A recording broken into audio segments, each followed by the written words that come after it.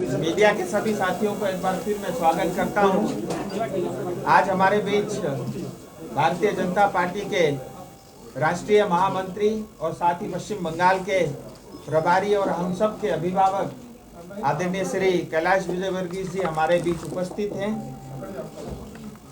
एक विशेष कार्य हेतु आपको आज हम सब ने निमंत्रण दिया है। हमारे भारतीय जनता पार्टी के परिवार में शंकर घोष जी जो सिलीगुड़ी के रहने वाले हैं वो आज इस परिवार में शामिल हो रहे हैं। और मैं ज़्यादा नहीं कहूँगा, आदरणीय परम आदरणीय कैलाश जी विषय रखेंगे, लेकिन मैं कल उनसे जब मिला पहली बार मुझे बहुत अच्छा लगा कि हमारे बीच में और भी ऐसे बहुत सारे नेताएं हैं जो दूसरे की तकलीफ को अपना तकलीफ समझते हैं। मैं कल इनसे मिला तो इन्होंने मुझे एक निवेदन किया था कि जब इनकी माँ जो है अस्पताल में भर्ती हुई तब उसके बगल के बेड में वैसा एक छोटा एक बच्चा था 5 साल का, और इनकी इतनी इच्छा थी कि आप एक बार देख लो उस बच्चे को। जब भी देखता हूँ मुझे रात भर नींद नहीं आती, तो मैं उस बच्चे से मिलने गया, जो भी सहयोग हो सकता था पार्टी की तरफ से वो सब किया। सो ह्यूमैनिटी ग्राउंड पे मानवता के नाते मतलब इतने अच्छे सोचने वाले सिलीगुड़ी में हमारे नेता है। सो मुझे लगता है ऐसे लोग भारतीय जनता पार्टी में जुड़ते हैं तो पार्टी का भी विकास होगा और हम सब कार्यकर्ताओं के अंदर में भी एक नई जोश और ऊर्जा रहेगी। बाकी मैं आदरणीय कैलाश जी से निवेदन करता हूं कि आप सबको संबोधित करें। धन्यवाद राजू भाई। आप सभी पत्रकार मित्रों का स्वागत करता हूं। आप सभी जानते हैं कि बंगाल में एक भारतीय जनता पार्टी की आंधी चल रही है। पिछले दिनों जिस तरीके से भारतीय जनता पार्टी के हर कार्यक्रम में, चाहे परिवर्तन यात्रा हो, चाहे ब्रिगेड रैली हो, चाहे गृह मंत्री जी का कार्यक्रम हो, चाहे राष्ट्रीय अध्यक्ष का कार्यक्रम हो, जितने भी आयोजन हुए एक जन सैलाब, जन समुद्र आप लोगों ने देखा होगा। ये सब संभव हुआ है भारतीय जनता पार्टी के कार्यकर्ताओं की मेहनत और मेहनत करते करते अपना बलिदान। मैं जब भी बंगाल की राजनीति के बारे में सोचता हूँ तो मेरे रोंगटे खड़े हो जाते हैं कि यदि आज भारतीय जनता पार्टी का विस्तार हुआ है तो लगभग 300 कार्यकर्ताओं का बलिदान हुआ है। हिंसा की राजनीति जो बंगाल के अंदर हमने देखी, देश में कहीं पर भी नहीं देखी। विंडक्टिव पॉलिटिक्स जो हमने बंगाल में देखी, देश में कहीं पर नहीं देखी। और मुझे लगता है कि बंगाल की जनता भी 4 दशक जो हिंसा की राजनीति के गुजरे हैं उससे मुक्ति पाना चाहती है।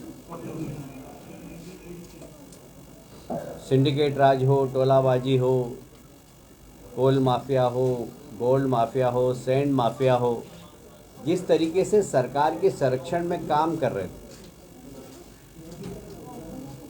उससे अब जनता ऊब चुकी है। एक छोटा सा गरीब व्यक्ति जिसको प्रधानमंत्री आवास योजना के 1,40,000 रुपये खाते में जमा हुए, जब तक वहाँ का टोलेबाज को 25,000 रुपये नहीं देगा तब तक वो मकान नहीं बना सकता। ये बंगाल के गांव में रहने वाले गरीब की स्थिति, और इसलिए इन सब टोलाबाजी से बंगाल मुक्त हो।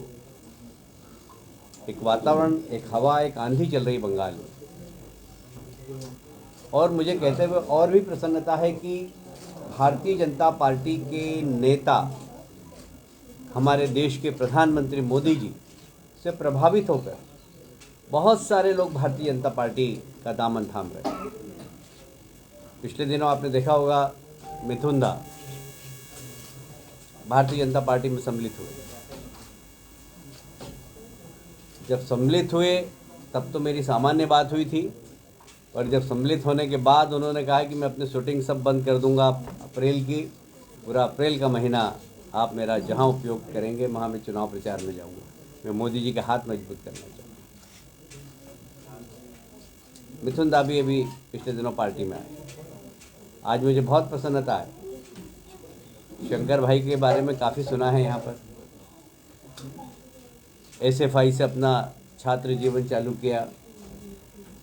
छात्र राजनीति से, समाज से जुड़े हुए हैं, कॉरपोरेशन में रहे। और सबसे बड़ी बात है कि बेदाग छवि।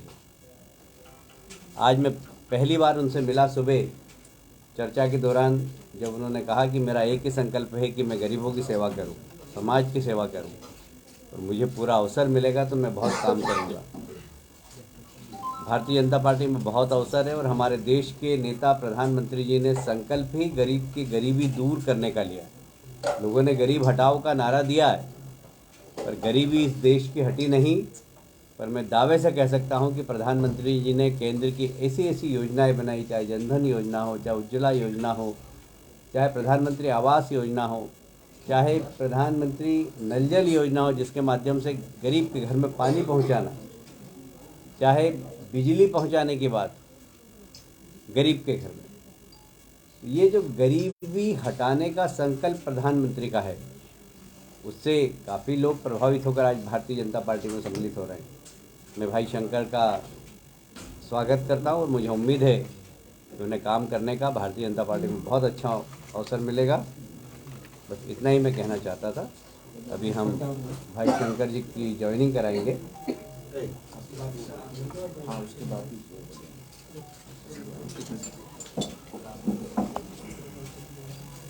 अध्यक्ष जी, आपको ज्वाइनिंग कराना चाहिए। भारत माता की जय, भारत माता की जय। बीजेपी जिंदाबाद जिंदाबाद जिंदाबाद, बीजेपी जिंदाबाद जिंदाबाद जिंदाबाद, वंदे मातरम वंदे मातरम, भारत माता की जय।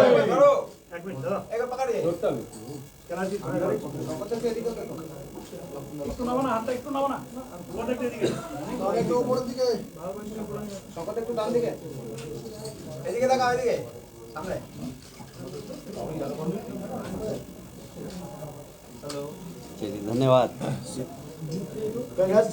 शंकर मेरा दा, एक सवाल है, आप जो बात बताइए। एक बात, शंकर दा अपना 2 मिनट विषय रख लेंगे, फिर आप अपने सवाल पूछिए। প্রথমত সবাইকে ধন্যবাদ, মাননীয় কৈলাস বার্গজিকে ধন্যবাদ, রাজু বিস্তা जी, প্রবীণ দা को भी ধন্যবাদ। প্রথমত আমি একটু বলে রাখি যে যেহেতু আমার কাছে পুরো পরিবেশটাই আমার একেবারে অচেনা, আমি বস্তুত কখনোই এই পরিবেশের সাথে থাকিনি, ফলে আমি কোথাও যদি ভুল হয়ে যায় তাহলে আমাকে মার্জনা করবে। আমি প্রথমেই স্মরণ করব অভিজিৎকে, আমার বন্ধু ভাই, যার কথা আজকে এখানে আসবার পরে আমার মনে হয়েছিল ওকে একবার স্মরণ না করে আমি আমার কথা বলতে পারবো না। আমি খুব সাধারণ ছেলে, এতটাই সাধারণ ছেলে যে সবসময় কাজ করতে ভালোবাসতাম। একটা নীতি আদর্শের উপরে ভিত্তি করে 30 বছর ধরে কাজ করেছি। সেখানে আমার কোনো ধরনের আকাঙ্ক্ষা ছিল না। আমি যে নীতি আদর্শ নিয়ে কাজ করি, আমাকে যদি বলা হতো তোমার দায়িত্ব হচ্ছে পার্টি অফিস ঝাড়ু দাও আর মানুষের জন্য কাজ করো, নিজের যা আছে সেটা করো, আমি সেটাই করতাম। আমাদের ছোট থেকে অনেক কিছু আমরা শিখেছি, তার মধ্যে একটা জিনিস শিখেছি, বুঝি যে লড়াইটা হচ্ছে সমাজটাকে বদলানোর জন্য। ফলে অনেকে এখানে অনেক কথা বলেছেন, নানা ধরনের বিষয় উঠে এসছে। আমি গত 4 বছর ধরে যন্ত্রণায় ছিলাম, লাস্ট 2 মাস ধরে ভয়ঙ্কর যন্ত্রণায় ছিলাম। I was hurted by in the core of my heart. তো আমি ভয়ঙ্করভাবে নিজের সাথে দ্বন্দ্বের মধ্যে ছিলাম। অ্যাট লাস্ট চিঠি দিই, আজকের দিনে দাঁড়িয়ে আমি বলছি যে আমি মনে করি, এর আগের দিনে দেখেছেন যে আমার মধ্যে একটা আবেগ ছিল আমার সহকর্মীদের জন্য। আজকের দিনে আমি বলছি যে আমি যা করেছি আমি ঠিক করেছি। And I am in a mission to build a new Siliguri as well as North Bengal, as well as I'm in a mission to expose an unethical nexus. এবং সেই জন্যই আজকে আমার ভারতীয় জনতা পার্টিতে আসা। আমি একটা কথা আপনাদেরকে বলতে চাই, আপনারা আমাকে চেনেন অনেক দিন ধরে, 30 বছর ধরে আমি একই কাজ করেছি। বাম ছাত্র যুব আন্দোলনের একজন সাধারণ কর্মী হয়ে আমি আপনাদেরকে প্রথমেই বলবো, আমার মতন অনেক ছেলে মেয়ে ঠিক এইভাবেই ভাবেন, কিন্তু আমরা শিখি যে মতাদর্শের উপরে আস্থা অবিচল রাখতে হবে এবং নেতা নয় নীতি দেখে দেখতে হবে। আর এই মতাদর্শ আর অনুশাসনের নামে বাম ছাত্র যুবদের নীরবে বলি দেওয়া হয়, নীরবে। যা আমরা অনুশাসনের কারণে আমরা কোনোদিন কোনো কথা বলি না বাইরে।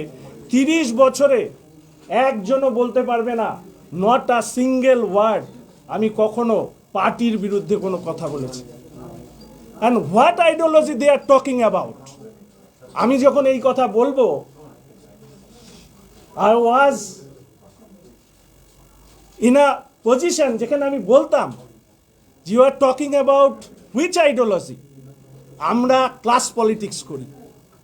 অথচ নির্বাচনী সংগ্রাম ইত্যাদির নাম করে আমরা যখন দেখি যে ভূস্বামী যোদ্ধার জমিদারদের প্রতিনিধিত্বকারী দলের সাথে রাজনৈতিকভাবে আসন সমঝোতা করতে হচ্ছে, ধাক্কা খাই, বোঝানো হয়। আমরা যখন দেখি যে যেখানে দেশের রাষ্ট্রীয়ভাবে অর্থের নীতি প্রশ্নে আমরা যখন কথা বলি দেশীয় অর্থনীতি নিয়ে, সেখানে আমাদেরকে বলা হচ্ছে যে ওপেন ইকোনমিক সিস্টেমের সাথে হাত মিলিয়ে দাও, যা কংগ্রেস তার ফরওয়ার্ড করে। সব কিছু মানতাম এই কারণে আমরা অনুশাসনে বিশ্বাসী। There after it comes the last hammer on my mind, class politics করে আইএসএফ যা আইডেন্টিটি পলিটিক্স করে, যেটা একেবারে বিরুদ্ধে ক্লাস পলিটিক্সে। আমরা ভোটে জেতার জন্য সমস্ত নীতি বিসর্জন দেব, বলতে পারবো না। আমাদের তো কোনো চাহিদা নেই, আমাদের কোনো আকাঙ্ক্ষা নেই, শুধু আমরা এটা চাই যে নীতির প্রশ্নে there should not be any compromised. আমরা সারা জীবন লড়াই করতে পারি যদি নীতি আদর্শ সঠিক থাকে। দুর্ভাগ্যবশত এটা হচ্ছিল না। এরপরের প্রশ্ন হচ্ছে, তাহলে আমার কি করা উচিত ছিল? এত যন্ত্রণার মধ্যে ছিলাম, একদিকে কথা না বলতে পারার যন্ত্রণা, একদিকে নীতি নিয়ে যন্ত্রণা, বারবার করে নানা অপবাদ দিয়ে আমাকে উইদিন দ্য কমিটি আমাকে বসিয়ে রাখা হতো। অনেক যন্ত্রণা পেয়েছি যাদের সাথে কাজ করেছি 30 বছর ধরে। লাস্টলি আই ডিসাইডেড ছেড়ে দেবো। দুটো অপশন আমার খোলা ছিল, এক চিরতরে পাড়ার মোড়ের ভিড়ে হারিয়ে যাওয়া, দ্বিতীয় রাজনীতি করা। কোন রাজনীতি করব? আমার সামনে অপশন কিছু ছিল, কিন্তু আমার কোনো বন্ধু ছিল না। একটা যে অভিভাবক ছাড়া ঘুরে বেড়াচ্ছে, তার একজন বন্ধুর দরকার ছিল।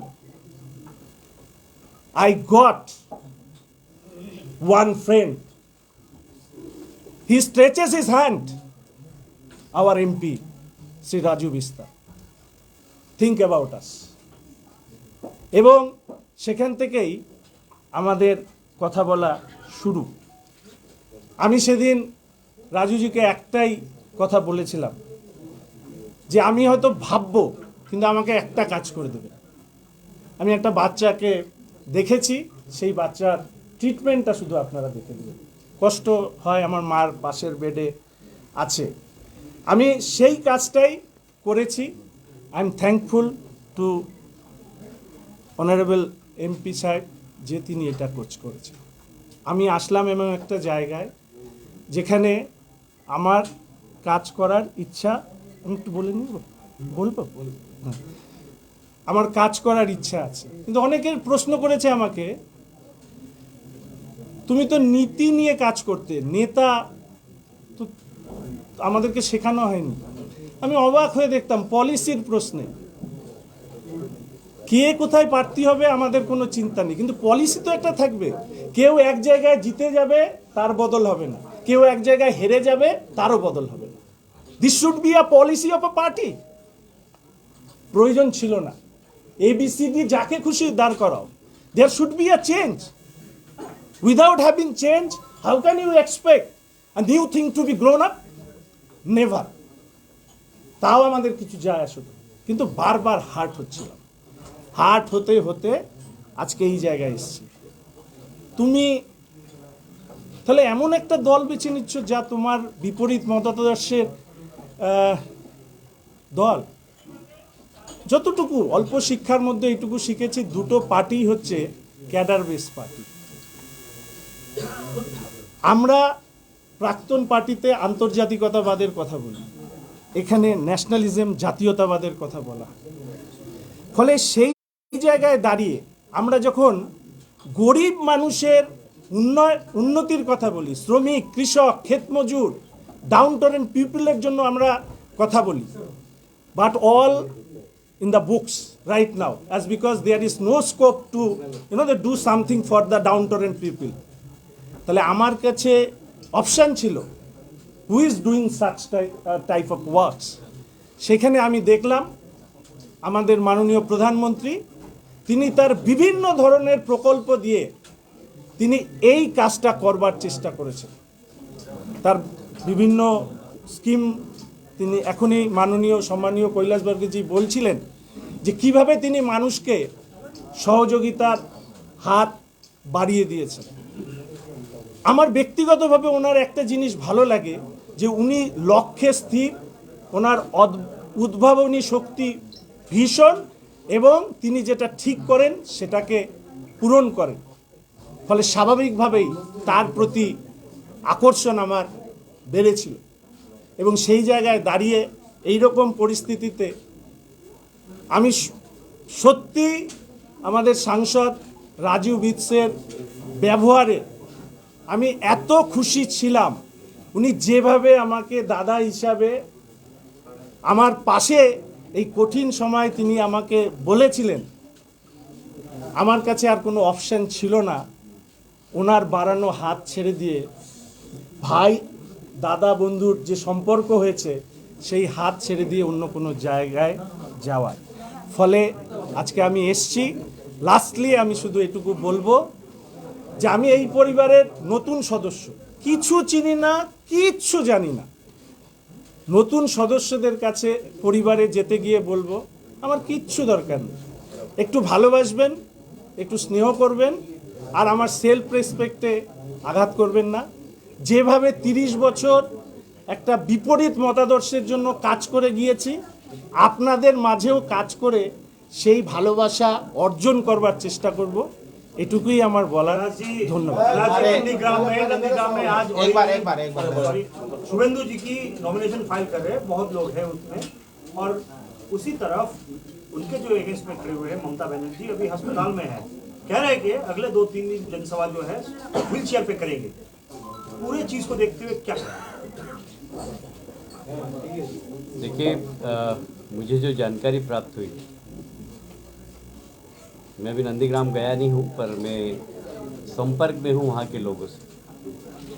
नंदीग्राम के लोग इस बात से बहुत दुखी हैं कि ममता जी ने उनके क्षेत्र में जो दुर्घटना हुई उसमें वहाँ के लोगों के ऊपर आरोप लगाया। उससे नंदीग्राम के लोग बहुत दुखी हैं। उनका ऐसा कहना है कि ये आरोप झूठा है, ये एक्सीडेंट था, उनके ऊपर किसी ने हमला नहीं किया। इस बात को लेकर नंदीग्राम में काफ़ी ममता जी के खिलाफ आक्रोश। सर, ये सॉफ्ट कॉर्नर क्रिएट करेगा, लगता है कि ये जो वोट है उनकी तरफ जा सकती है, सिंपैथी ग्रो करेगा, क्या कहेंगे सर? ममता बनर्जी के फेवर में जाएंगे ये लग रहा है। देखिए, दुनिया के अंदर 7 आश्चर्य है। ये अगर 8वां आश्चर्य होता यदि ममता जी के ऊपर कोई हमला करता। मैं पिछले 6 वर्ष से बंगाल के अंदर राजनीति कर रहा हूँ। किसी भी राजनीतिक दल के कार्यकर्ता की हिम्मत नहीं कि ममता जी की तरफ आंख उठाकर देख ले।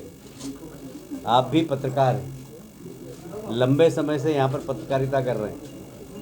क्या आपको महसूस होता है कि इस बंगाल के अंदर किसी की हिम्मत हो सकती है कि वो ममता जी के ऊपर हमला कर दें?